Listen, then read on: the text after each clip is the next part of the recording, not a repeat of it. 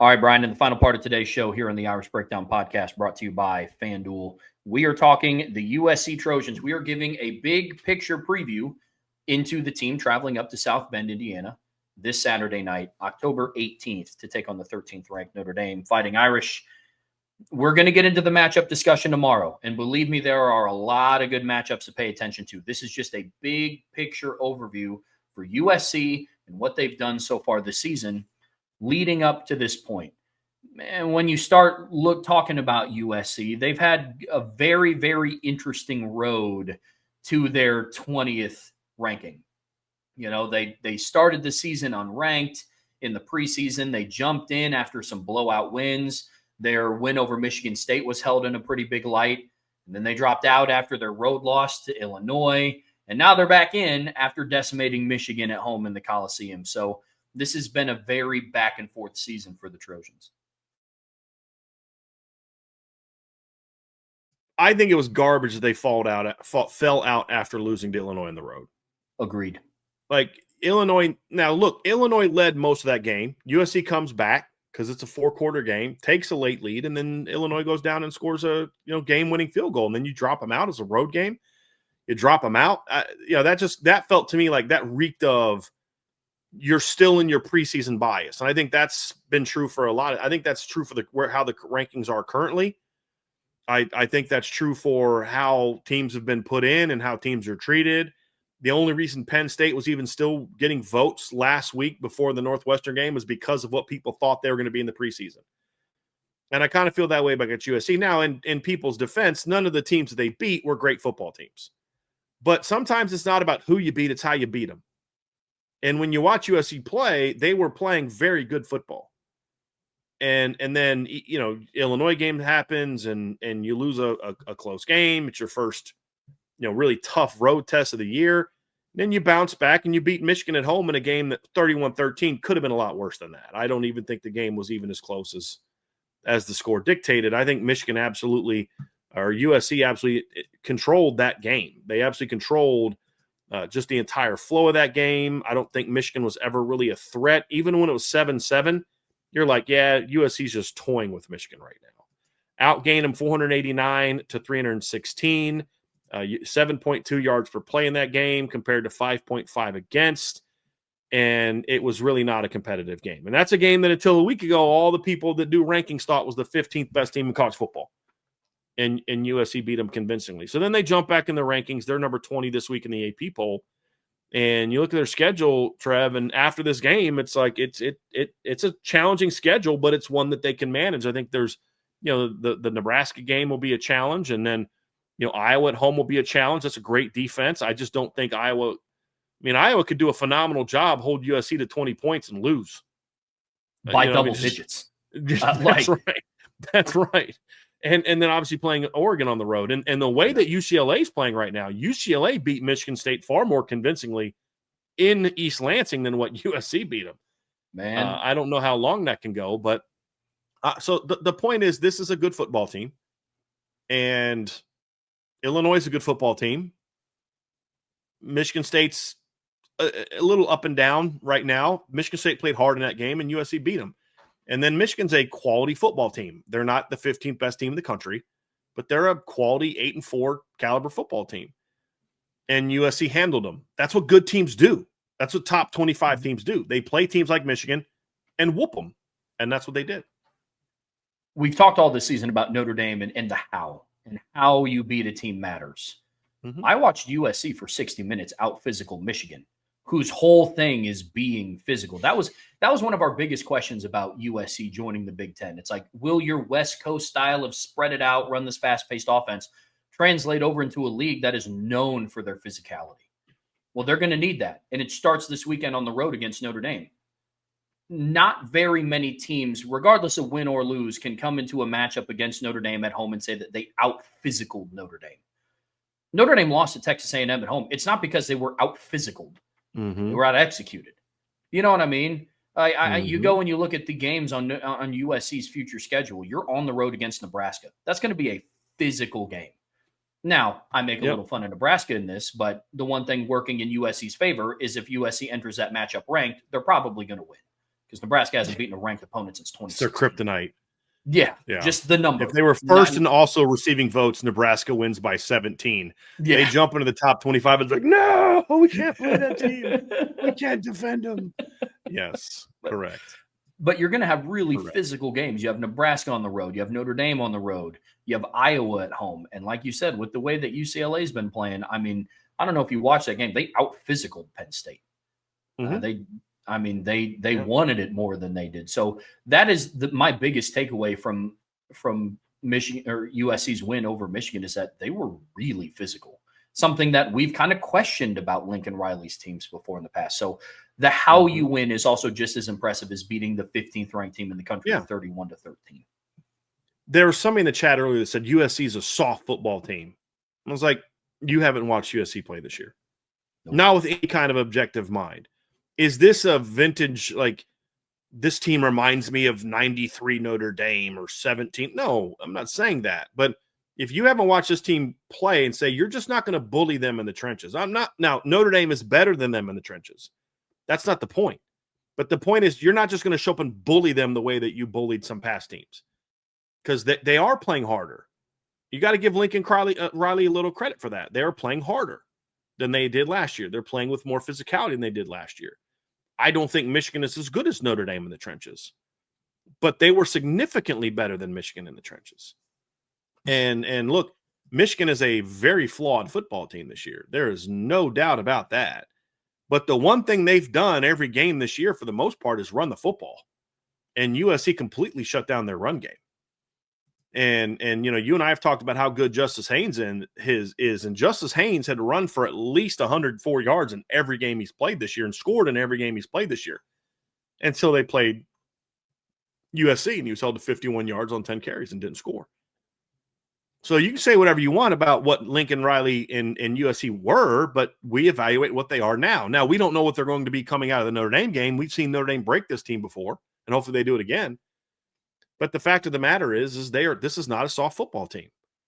This isn't 95 Nebraska either. So if you're going to sit here and say they're a soft football team, you're just one of those fans that just – this is what I love about some Notre Dame fans, Trev. And I love Notre Dame fans, but Notre Dame fans will complain until they're out of breath about how disrespected Notre Dame's schedule is every year. Oh, why? I don't know why ESPN's always disrespecting our schedule. We play a tough schedule. Then, like, every week that we break down an opponent, you guys are giving this team too much credit. This team sucks. Well, how's their schedule tough if every team we break down, you guys all think suck? You know, it's like you got to pick a lane. This is a good football team. This is not last year's USC. And so, like, but that also doesn't mean that they should beat Notre Dame in the trenches. It means that Notre Dame's lines are going to have to play well like they have the last couple games. Because I don't think USC's defense, I don't think Texas A&M's defensive line is any great shakes. Look what they did to Notre Dame. NC State beat Notre Dame's offensive line in the trenches last week. They couldn't block Brandon Cleveland. Whole game. Could not block Brandon Cleveland. And if NC State can do that, then why can't USC? That's the point of where Notre Dame is going to have to be. But when you watch this team play, it is very clear that Lincoln Riley has made a concerted effort to say we have to play better football in the trenches. And they are. They are. Michigan's not a very good football team, but they're physical. Yeah, that's the one thing that can hang their hat on. Field last week. That's right. They weren't the most physical team on the field on Saturday against USC. Kind of sparks the conversation, right? You know, preseason, there was a lot of talk around, you know, we got a lot of super chats, a lot of buy sell holds around, you know, what coach is on the hot seat and what coach could be on the hot seat. And Lincoln Riley's name was floated around quite a bit. With the way that their season has been going, I think it's kind of cooled some of that conversation a little bit. Now, this game will be extremely telling, because if you're USC and you're the administration with USC, as much as you're trying to get rid of this rivalry game, you do get evaluated for how you play against Notre Dame, not how you coach against Purdue or Georgia Southern or Missouri State or even Michigan to a degree. The Michigan game was a step in the right direction, but ultimately you're going to be evaluated by how you play against Notre Dame, especially on the road, considering you haven't beaten Notre Dame on the road since 2011. And so that's going to be extremely telling. But, Brian, I wanted to get your thoughts on it. What do you think? Do you think that the way the season has started out so far, is this kind of the turnaround season that Lincoln Riley needs? It has been so far. It has been so far. And now this doesn't look like – I don't know that the standard for Lincoln Riley this year to make people happy is this has to look like 05 USC. It's like you got to show that you're on a upward trajectory. And so far they are. But I would also argue that the next month and a half is going to could end all that, because 2 years ago, we're talking about USC being 5-1 and coming into this game, ranked and how that's good, and they're playing good football and all that kind of stuff. Let's not forget that 2 years ago when USC came in to play Notre Dame in a game where they were, this was the game 7 for USC, game 8 for Notre Dame. So same game. USC came into that game undefeated and ranked number 10 in college football. And you look at that year, they blew out San Jose State, they blew out Nevada, they blew out Stanford, they beat Arizona State by a couple touchdowns, they won a shootout against Colorado, won a shootout against Arizona. Coming to that game, and you're thinking, boy, the one thing this team can do is score on everybody, and then they play Notre Dame, and they couldn't score, and then the season fell apart after that. They lost the next week to Utah. They beat Cal by a point, then lost their next 3 games to Washington, Oregon, UCLA, before rebounding with a bowl victory over Louisville. But you look at that offense in 2023 coming into the Notre Dame game, their lowest point total of the season that year, lowest point total of the season, was 42 points in 6 games. They scored 56 in the opener, scored 66 in week 2. Not very good teams, but they didn't play very good teams this year. Scored 56 against Stanford, 42 against Arizona State, 48 against Colorado, and then 43 against Arizona. They were coming into this game averaging 51.8 points per game.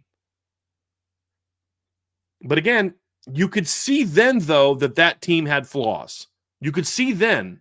We talked about it. Their defense was a mess. This is not a great defense, but it's a much improved defense over what it was 2 years ago. The offensive line was a mess. This is a much better offensive line. So now, but also the skill talent's not quite what it was 2 years ago. So there's some trade-off. But that's why I say when we're just evaluating USC, forget the Notre Dame aspect of the matchup. We're just evaluating USC. I don't think they need to beat Notre Dame for this season to continue on an upward swing. It just has to be a 4-quarter game.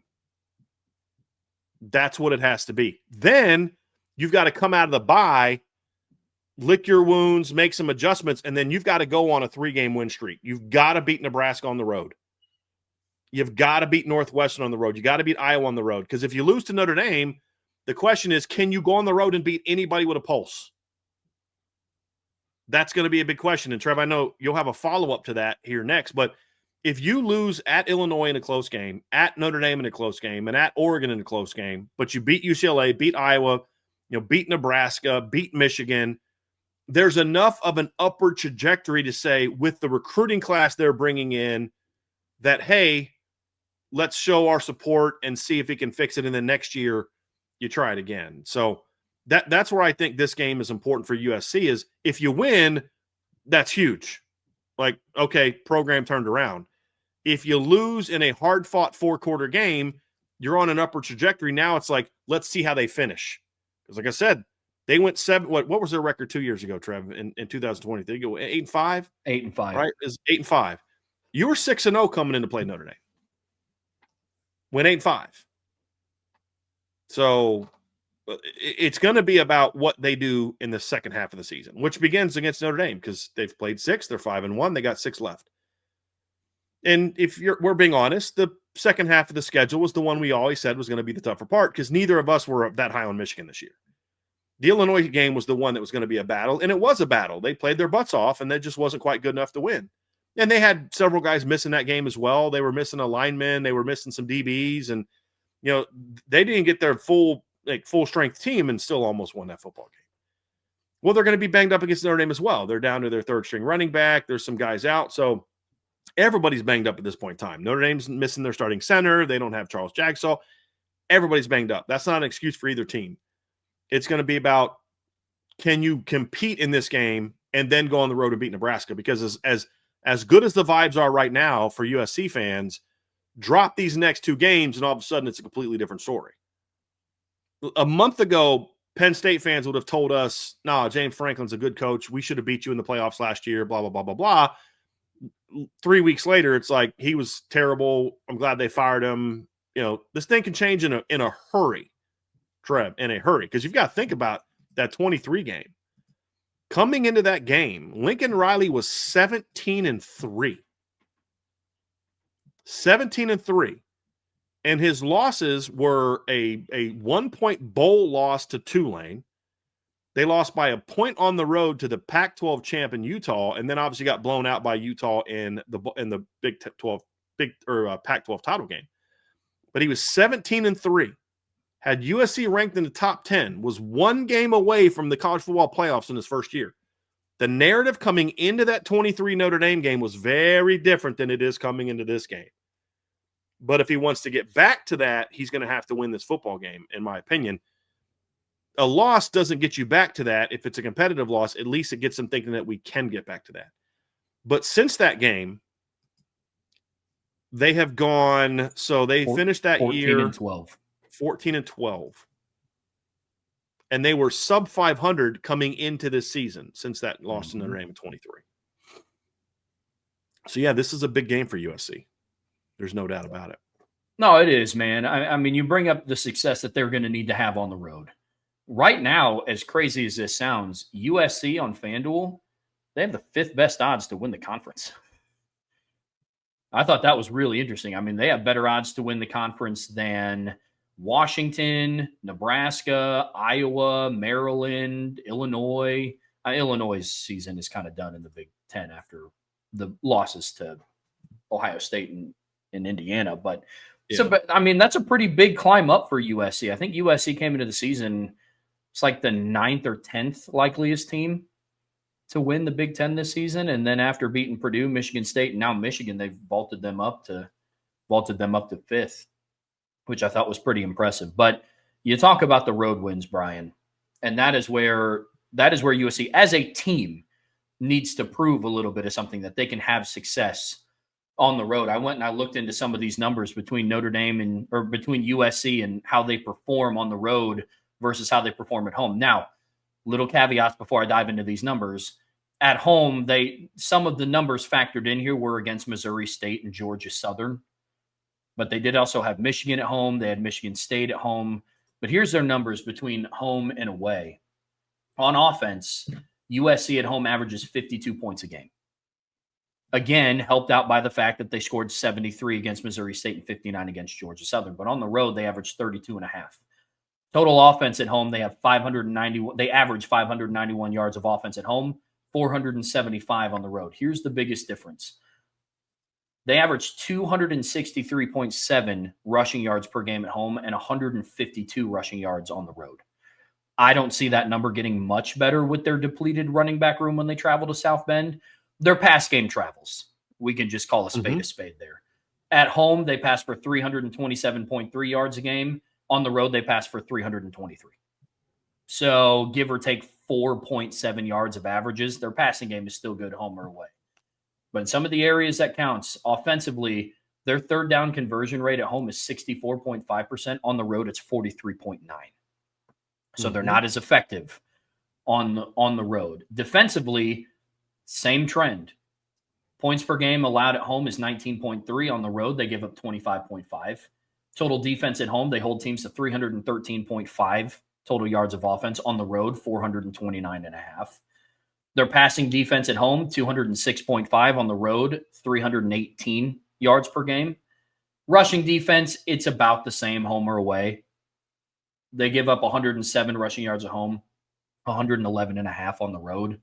And then same thing with third down conversions. Again, third down conversions for USC at home, 28.9%.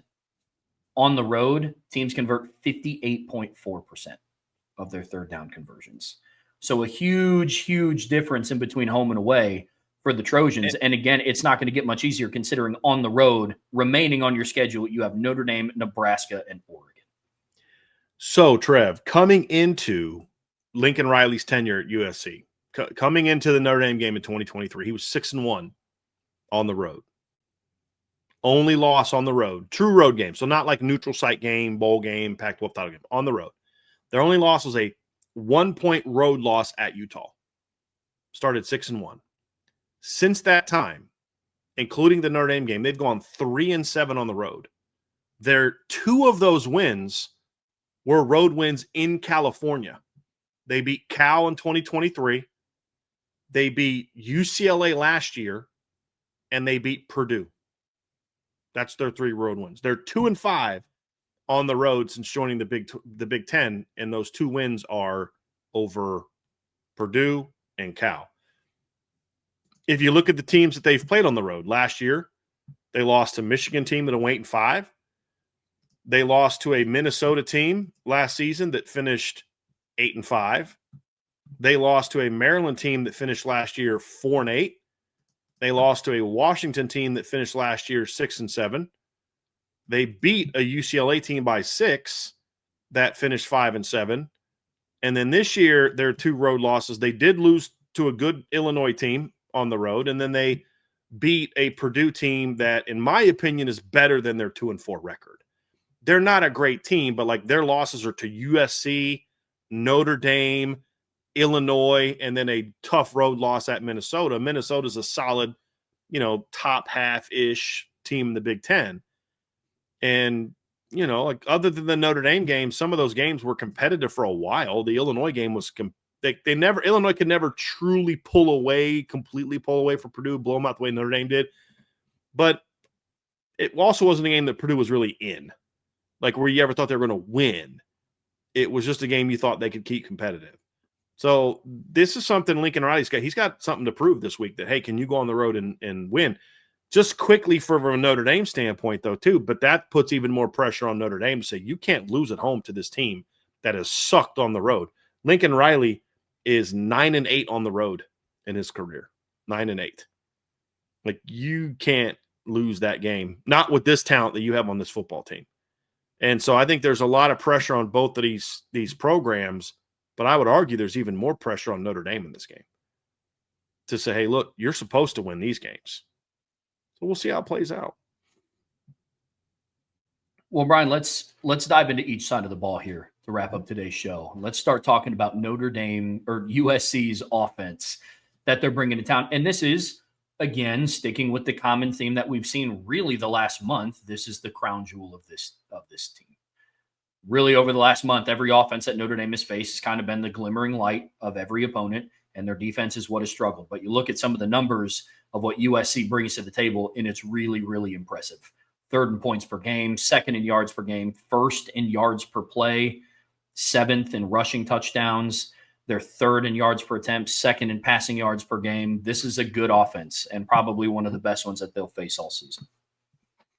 Yeah, I would argue that this is probably top 3 as far as offenses they're going to play this year, as far as just combination of talent, scheme, just production, all of it. Some people like to talk about Texas A&M being in that conversation, and they're not. Notre Dame made Texas A&M's offense look way better than it is. Texas A&M has not been an elite offense outside of the Notre Dame game. And so I think, to me, it's Arkansas, it's USC, and it's probably Miami is what I would say the best offenses. I mean, since Notre Dame gave up 41 points to Texas A&M, they scored 16 against Auburn. They scored 31 against Mississippi State and 34 against Florida. They're a good offense. They're not an elite offense, in my opinion. Arkansas is got good talent, but then elite coaching, in my opinion, in Bobby Petrino. Miami's not that explosive offense, Trev. They haven't scored 1 million points this year. But what they do is they're just really steady and really good. They're only scoring 35 points a game, but they don't beat themselves. They're well coached. They're not as explosive as USC, but they're sound. You're gonna have to beat them. They won't beat themselves. Sometimes USC will put itself in a position where they may beat themselves a little bit. We saw that with Illinois. They had some bad turnovers that proved costly in that game. So this is top 3, and you could make a case that this will be the best all-around offense when you consider talent, production, and coaching. I think you can make a case that this will be the best offense they face all year. It's at least debatable. But like what separates them from NC State is, I argued earlier that the talent's comparable. The coaching is not. It's not even close. It's not even close. No, Lincoln Riley is an offensive. I mean, USC is. I would argue that it's the best offense that Notre Dame has faced. I wouldn't argue with you. Complete with talent, coaching, all that. I mean, because fact of the matter is with some of these teams, I agree that Texas A&M, Notre Dame made them look better than what they actually are. Not to say that they're bad, and I know that you're not saying that either. With Arkansas, it's just a tough gauge because, like I said before, I don't know if we got Arkansas's best. Right. I don't know if we saw the full coaching on display. Now, just big picture, if you look at the team for what it is outside of playing Notre Dame, then yeah, Arkansas is the top 3 offense that Notre Dame faced. But when they faced Notre Dame, I don't know if the coaching was at its best. I don't know if Bobby Petrino was in his bag against Notre Dame's defense. And so I say all that to say, I do think USC's offense is the most complete and the best that they will have faced. Now, the knock on them is we're not going to get to see their running game at full force, in my opinion. With Wayman Jordan out and with Eli Sanders out, you're relying on King Miller, who is a former walk-on, and Brian Jackson, who's missed a handful of games this year also because he was hurt. Hey, King Miller would like a word with you, Trevor. Hey. He ran all over Michigan. Your point is correct. I just thought it was great that he comes off the bench after those 2 guys get injured and carries the ball 18 times for 158 yards against them. He also had 4 for 80 against Missouri State, 3 for 55 against Georgia Southern. I don't know what he's going to do against Notre Dame, but you know what it is, Trev? You know what I can say that is certain? That's a great story. Oh, that is a kid that turned down Mountain West offers to bet on himself to come to USC, and look what he's doing. Mm-hmm. So to add to the conversation, Trevor, if you look at the FEI, I just looked up the FEI. That's the Fremeau Efficiency Index, what I trust a whole lot more than the SP Plus and the FEI, which I think are garbage. But if you look at Brian Fremeau's FEI ranking, he's got USC's offense ranked number 1. Looking at Notre Dame opponents, Notre Dame is 6, Miami is 8, Arkansas is 14, Texas A&M is 18. So just kind of looking from it at that, and then NC State is 40, Boise State's 41. So I think if you look at the FEI, it agrees with our statement, which is it's arguable because you've got 2 other top 15 offenses on that slate. But I would, if you had to ask me to pick one, I'm picking USC because of that combination of talent plus production plus coaching. So that kind of backs that up. And so what makes this team tough, Trev? I think I've said some things that seem contradictory in this show. And I've said, look, I don't think their skill talent is as good as it's been in past years. I don't think it's as good as it was in 2023. But the difference is that the biggest difference to me is they have a defense that doesn't require them to have to score 40 every week, and they have a better offensive line. And I think that's helped them. You look at their rushing numbers, and you could say that it's skewed because they ran all over some bad teams, and that's true. They did. They ran for 233 yards on Missouri State. They ran for 309 yards on Georgia Southern. But this is also a team that ran for 289 yards on Michigan State, 7.2 per carry, and a team who last week, despite losing their top two backs during the game, ran for 224 yards on 36 carries against Michigan. And if you look at Michigan's rush defense coming into the game, in the 5 games prior, they gave up 50 to New Mexico, 138 to Oklahoma, only 3.5 per carry, 79 to Central Michigan, 43 to Nebraska, 75 for Wisconsin. The highest yards per carry average they had given up that year was 3.45.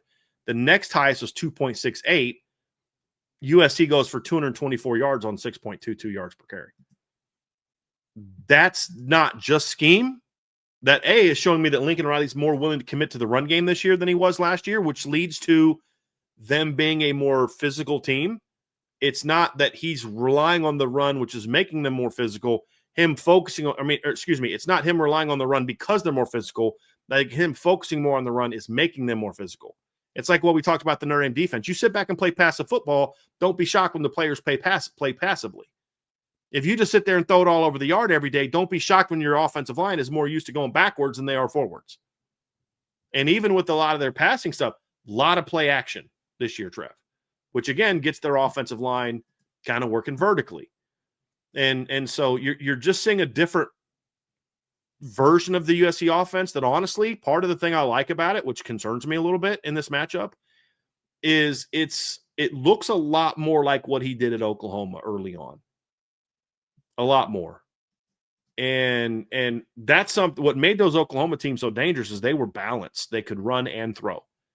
When he got hooked up with Caleb Williams, he got real pass happy, which I get. Caleb Williams has got that kind of arm talent.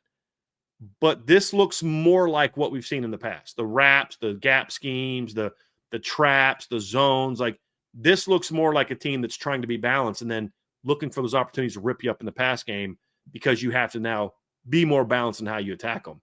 That's the thing. The passing offense, Trev, ranking second in the country in passing, and that stuff doesn't surprise us a ton. What's the surprise for me is that they're 16th in yards, 4th in yards per attempt, 7th in touchdowns. They're not giving up a lot of negatives, and they've been a good offense. And those two backs are good football players. They're not studs. They're not Marshawn Lloyd. They're not. I don't know that they're even Woody Marks and Quentin. I always want to say Quentin Dunbar, Quentin Joyner, but they're good backs, and they're not having them is going to hurt you. But I think it's more system driven than it is necessarily the backs were fueling the results. I think the offensive line is a big part of that too, and that's still going to be there. It's a dangerous offense and one that can absolutely hurt you. The biggest thing that stands out to me is they just don't give up too many negative plays. You know, they rank 11th in the country in tackles for loss allowed. They rank 8th in the country in sacks allowed. They've only given up 4 sacks through 6 games. It's pretty impressive. And it's not like, and Jaden Maeva is a good athlete, but it's not like he's just this elusive guy that is impossible to bring down. Only allowing 4 sacks is really, really impressive. The number that I think is interesting is their turnover numbers. You know, they've only thrown 2 interceptions. I went back and looked. Their backup quarterback doesn't have any either. They've just lost 5 fumbles. You know, so really the only knock on this offensive unit is the fact that they've put the ball on the turf too many times. You know, but Jaden Maeva has done a good job of taking care of the football. That was one of the concerns that we had with him coming into this season is, hey, we like him, but you look at how he finished the end of last season. It's he had something like 7 touchdown passes and 5 interceptions in the last 2 games. Like, hey, he's a little turnover prone. This year, through 6 games, he has 2 interceptions. He's done a good job of taking care of the football. Some of that, I think, is a byproduct of him having a better relationship and better chemistry with the primary targets that he does have. Yeah. Because he's not the guy that force throws. Yeah. Yeah. He came off the bench last year. I mean, Miller Moss was their starting quarterback to start the season. You know what's interesting, Trevor, is you look at they have one common opponent, and what's interesting is Notre Dame's offense against Purdue had 535 yards, 8.5 yards per play. USC's had 460 yards of offense, 6.7 yards per play. But then you look on the other side of the ball, and Notre Dame and USC held Purdue to fewer points, fewer yards per play than Notre Dame's defense. It is amazing how quickly the narrative about Notre Dame has changed from where it was then, you know, but what we are seeing, the point I was going to make is this is a matchup between 2 of the best offenses in college football. Yeah. That's what makes this just a fun matchup, because this is not there's a comment from Mad14ND. He says, you know, I don't like looking at numbers because they can be bogus. Depends on who plays who. And that's always a very fair point. That's always very fair because teams can put up big numbers against bad teams. And I totally get that. But when you look at USC this year, the thing that makes me think this is not these are real numbers is, number one, look at the efficiency rankings that takes into account garbage time, who you played relative to your opponent, things like that. And they still rank number 1. But there's also a level of consistency that we've seen from USC. I mean, their lowest yardage total of the season is 460 against Purdue. Their lowest yards per play average is 6.4 against Illinois. And so they have been a consistently good football team. And, you know, yeah, I know that Indiana had a huge day against Illinois, but Indiana had 8.0 yards per play. USC was 6.4. Indiana had 579 yards. USC had 490. It's not like USC was just far outpaced by them. They were outpaced in points. But one of those games was at home and one of those games was on the road for Illinois. The point is they have been a consistent offense so far this season. Lowest point total of the season is 32. Lowest yardage total of the season is 460. Lowest yards per play is 6.36. That level of consistency when you have now played 4 Power 4 teams says this is a very good offense. Will they rank this high after they've played Notre Dame, Nebraska, Iowa, and Oregon? Who knows? But that's true for a lot of people who have yet to get into really the meat of their schedule. But what I can say with certainty, and this is why it's important for fans to understand, it's like when people ignored us about that Boise State's defense was better than they looked on paper, and then people were shocked when Boise State's defense looked better against Notre Dame than they did on paper. He said this about NC State last week, and people didn't want to believe it. And what the problem is, if Notre Dame does play well, and people don't recognize how good the opponent is, then people don't necessarily give Notre Dame the credit for how good they have to play to shut an offense like this down. This is a legitimately very good offense. It's one of the 10 best in college football, and I don't know that that's debatable. I agree. And it's one of the reasons why Notre Dame has to come in with an effective plan and an aggressive game plan. Because I would make the argument that unlike Boise State, unlike Purdue, unlike at times against NC State, and honestly at times against Arkansas, you can't just out-athlete them. This is one of those offenses that you can't just say, well, our guy is just better than Makai Lemon. Well, our guy is better than Jacoby Lane, who's 6'4", 200 pounds. Like this is one of the few offenses that you face this season where you just can't flat out say that. You can say that at times. Yeah, 100%. Like that's why this I agree with you, Mad Friendy, that it's not always just about numbers, but then you also have to start looking at trends. And when it's not like they did this against Missouri State and Georgia Southern, and then they played Purdue and scored 10 points. It's not like that, you know. So this is definitely going to be one to keep an eye on. Brian, what do you think about defensively? Because again, like I said, common theme for Notre Dame opponents has been their offenses have been really good and the defenses have been what has struggled. And I think some of these numbers tell that story a little bit for the Trojans defense. Yeah, I think that's true. I think a lot of that, though, is bolstered by the performance against Illinois where they were pretty banged up and missing some guys. I think if you look at their defense, it's improved overall. They gave up 224 yards to Missouri State, who's not very good.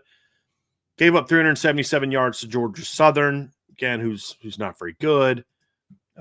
You look at Georgia Southern next 2 weeks, they did a lot more, but it's against teams that weren't very good. Fresno held Georgia Southern to 135 fewer yards than USC did in comparable yards per play averages. Purdue, they gave up 357 yards, 5.3 per play. Michigan State, they gave up 337 yards, 6.1 per play. Illinois, they gave up 502 yards, 8.1 per play. Michigan, 316 yards, 5.5 per play. That's improved from where it was a couple years ago, but it's still not a great defense. And it's got improved talent. It doesn't have the elite talent it used to have. They're on a slow build back to being a good defense. The one thing I'll say is they're coached well. Danton Lynn does a really nice job. They're far more fundamentally sound than they used to be. They don't just give up this like, what the heck was that, as much as they did a couple years ago. They battle more than they did a couple years ago. They just don't quite yet have the talent that they used to have. They're getting closer, but that's the difference, Trev, is I actually think they're coached relatively well. I just don't think they have the horses. And then the other part, too, is their offense is on the field so much. I mean, their defense is on the field so much because of how explosive their offense has been that I think that plays a role in some of this as well. But they've been very opportunistic. And, you look at the turnover numbers. They've been very opportunistic. Second in red zone defense. They're more aggressive than they were last year, more disruptive. They rank 11th in tackles for loss per game, 7th in sacks per game, 12th in interceptions with 8 picks, forced 3 fumbles, recovered 3 fumbles so far. So overall, they're an improved team, Trev, but they're still not a great football team. And the thing that I would say the biggest difference where it's legitimately improved, their rush defense is legitimately better than it has been. Their pass defense is still a problem, but their rush defense is legitimately better than it's been in the past. It is. Yeah, you talk about the recruiting needing to catch up with the level of coaching that they're receiving. And I think that the front seven is a little bit ahead of the back 4 or 5, give or take. And I think that's reflective in the numbers that you're seeing. I like the talent that they have on their front 4. This game will tell us if it's like truly like top level or if it's just been kind of good. Yeah, they're definitely not bad, but I do like the talent on their defensive line, especially on their interior. And I do like their linebackers. Their linebackers are pretty solid. The back end of their defense is where they lack top end talent. And I think that's reflective, not even just in the passing numbers, but you look at some of their other numbers. They allow 83 or they rank 83rd in the country in yards per play. Why? Because if players are able to break past their initial front 4, really kind of linebackers as well, the secondary doesn't have the talent to make stops in open space. Tackling has been an issue for the secondary as well. You look at their yards per attempt allowed, their yards per completion allowed, passing yards allowed, quarterback rating allowed, 30 yards completion allowed. The back end of this defense has struggled and has been one of the big reasons. And those are the rankings, including having played Michigan's passing offense, who didn't do a whole lot. Bryce Underwood threw for 207 yards. But again, him throwing for 270 yards brought their average down to 243.7 on the season. So this back end of this USC's defense has struggled. But, Brian, I do agree with you that their rush defense has improved significantly. We're going to find out how good and how much it has improved going up against Jeremiah Love and Jadarian Price. We'll get into that matchup tomorrow. But, again, I think that the front seven's evolution to being a good defense is better than – You talk about how their numbers are bolstered by playing Michigan this past weekend and playing Missouri State and Georgia Southern, and you're absolutely spot on, Trev. You look at their performance this season. For Michigan, for example, Michigan has this was the fourth game that Michigan played against a Power 4 team. They give up 5.9 yards per attempt. The Michigan offense, had 5.9 yards per attempt against Oklahoma. They went 4.6 yards per attempt against Nebraska, 9.6 against Wisconsin, who's terrible, but they only went for 8. They went for 8.0 against USC. I mean, just to kind of, like I said, point out some of those things, that has helped them very, very much. USC, they held Georgia Southern to 5.2 yards per attempt. That's a Georgia Southern team that has been held under 7.5 yards per attempt by USC, Fresno State, James Madison, and Southern Miss. So, yeah, I mean, they have not been great stopping the pass this season. And unlike Notre Dame, who had their moments of struggling as well, they haven't really gotten a whole lot better, in my opinion. Luke Altmaier's a good football player. Do not get me wrong. I think that's a good Illinois team. There's some silliness being said about Illinois in the chat right now, but Luke Altmaier's a good football player. He's not what he was against USC and Purdue. Those are bad defensive football teams when it comes to defending the pass. And so I think those things all factor into that they're struggling. Now, they've also been banged up in the secondary, and that has to be taken into account as well. And they're a little healthier on the back end for this game than they were for some other games. Like, I think Kamari Ramsey, who's their best DB, I believe he missed the Illinois game. Trev, didn't we look that up last night? Isn't that the game that he missed? Isn't that the game sure. that Kamari Ramsey missed? I think so, because he got food poisoning or something. Yeah, something like that. Yeah, but he didn't play against Illinois. That's their best DB. That factors into that one game where they weren't as good. So The one thing that I will say, and this is big picture before we dive into the strengths of the offensive defense, I forgot to mention this earlier, but this is also a team that doesn't really do, outside of the defensive line, do a whole lot of rotating. And I think that's reflective in their snap counts on PFF. Their guys are just their guys. Yep. I mean, you go and you look at some of the snap numbers on PFF, and, they have 3 corners that really dominate everything. DeCarlos Nicholson, Marcellus Williams, and then Braylon Conley. But even then, the drop-off is still steep. Braylon Conley has the third least with 134 snaps. The next closest corner has 87, and that's DJ Harvey, who transferred in. They just don't do a whole lot of rotating on the back end. They don't do a whole lot of rotating on offense. Their three receivers are Mekhi Lemon, Jacoby Lane, and Tanuk Hines, and then that's it. Like, they don't really rotate in a whole lot of other players. So I'll be interested to see if at what point in the season, and I'm not saying that it'll be against Notre Dame, but at what point in the season does their lack of depth kind of start to come back to hurt them a little bit? Because you still have Nebraska on the road. You still have Oregon on the road. You still have Iowa at home. I think that is an interesting conversation, one that I'll be keeping an eye on for USC to see if their lack of depth hurts them at all. It's funny, Trev, because, I like when you give these numbers, and I'll go look it up and I'll give some data to support it. So I'm looking at the numbers. I'm thinking, dude, their numbers look very similar to the Notre Dame defense. I'm looking at PFF and I'm like, the same number of guys that have played over 200 snaps, same number of guys. Oh, wait, I'm looking at both of them are still on Notre Dame. I hadn't switched the second one over to USC to compare the two. But, to your point, that Notre Dame has 7 players that have played 240 or more snaps, and 4 of those guys are DBs. USC has right now, or 220 snaps. USC has 10 guys that have played over that many. I think Notre Dame has 2 linemen? No, I'm sorry. Only one defensive lineman has played more than 200 snaps this year. USC has 1, 2, 3 linemen, and another at 193, another at 175. That kind of adds to what you're talking about. They don't rotate a ton because they just don't have the depth yet. And that's something that they're going to have to continue to work on. That's why their class is so big in 2026. That's why they're bringing in 30 plus guys, because they know they need to rebuild their depth chart. And that's a great point also, Trev, is they did have a bye in between Michigan and Illinois, but they've played 2 pretty physical teams in a row.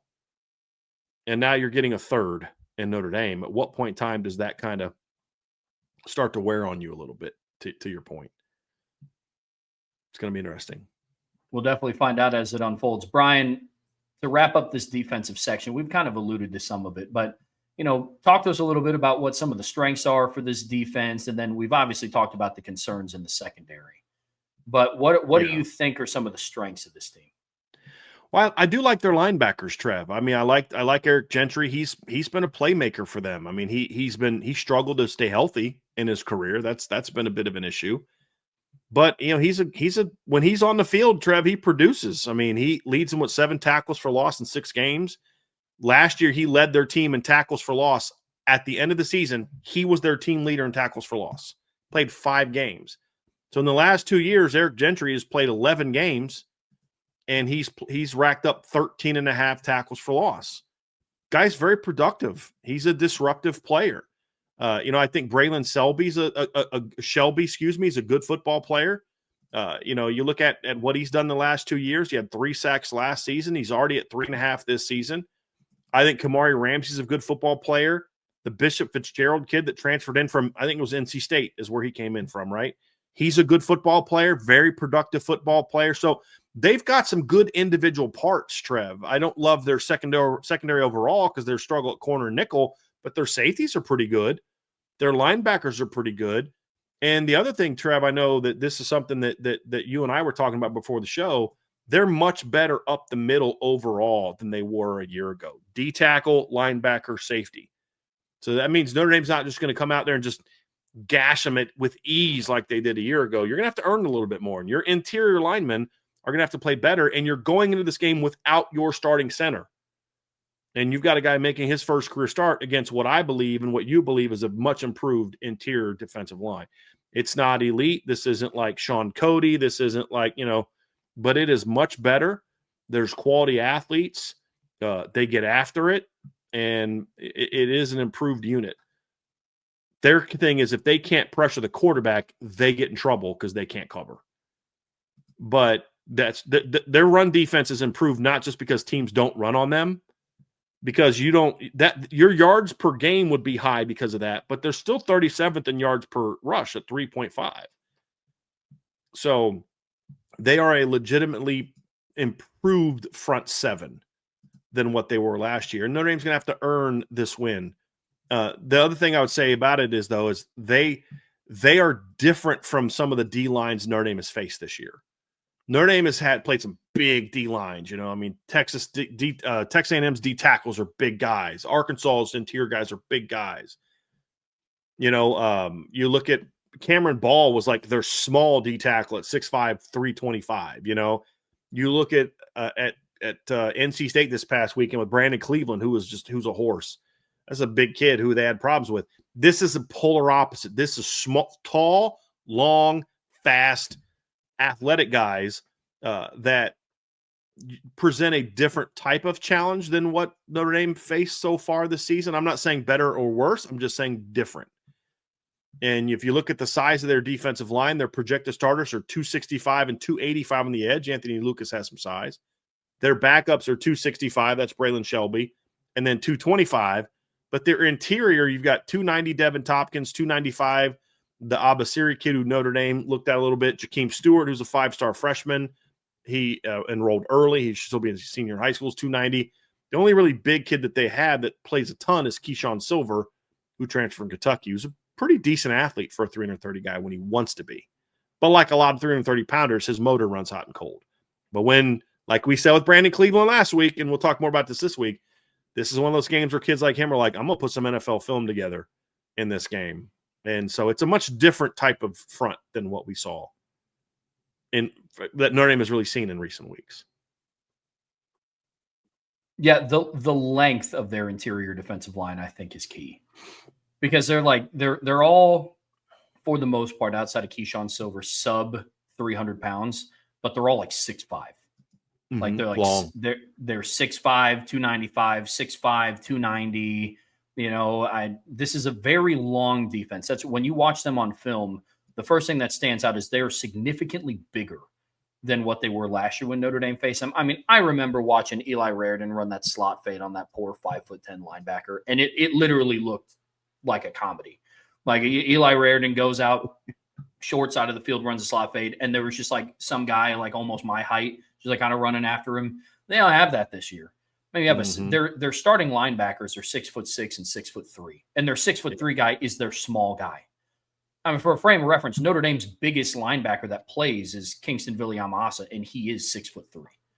That is USC's smaller linebacker because Eric Gentry's 6'6". This is a much longer team, which I think is also, Brian, to your point, helped them out in the run game. That's helped them be more stout up the middle. Mm-hmm. So, just to clarify, I didn't want to paint this picture that USC's interior were all like sub 300-pound guys because they're all like Howard Cross types. Right. Like they're more like Riley Mills types, like not same physical build, but like Riley Mills was 6'5", 295. Longer, athletic, disruptive guys. Exactly. Yeah. So, but that's basically the nutshell on USC's defense. Definitely a lot of – you did mention real quick, Brian, that you're still not completely sure on the D-line as a whole. I know you're a little bit higher on the interior. Yeah.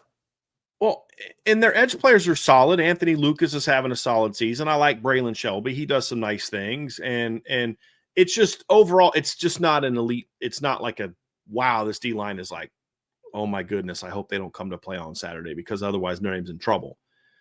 If Notre Dame plays their game, this is a matchup they should win. But the problem is Notre Dame hasn't always played their game this season. They didn't play very well last week against NC State.